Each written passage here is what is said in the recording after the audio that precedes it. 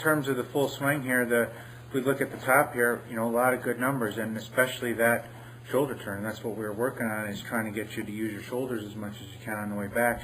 And for a short swing there, a lot of shoulder turn, still have some good knee bend there. So, that's a nice position at the top, and that's, just keep working on that, getting a lot of turn like that.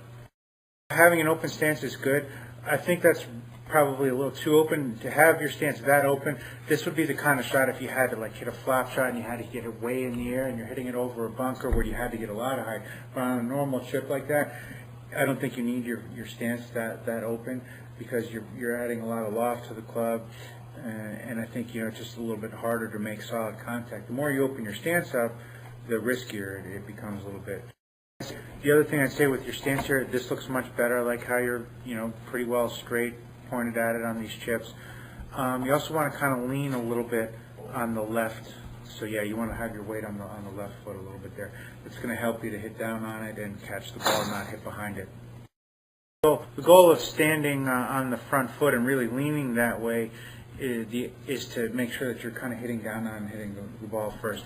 If we look at one of the pros here, this is Robert Allenby, and his stance. We can see how narrow it is. That's another part of what we were just talking about. Narrow is good. He's definitely leaning a little bit this way, and those are your keys. You're not going to be way open. So all the things we talked about have to do with your stance. Not open, a little narrower, and leaning on the front foot.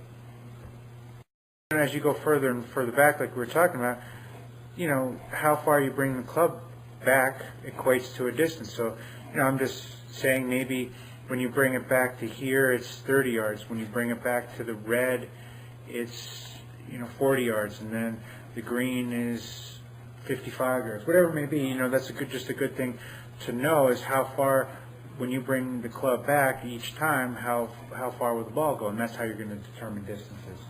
So this is the difference with pitching, and that is, you really want to try and do the same thing as you would on a full swing, but you're just going to be bringing it back shorter for shorter distances.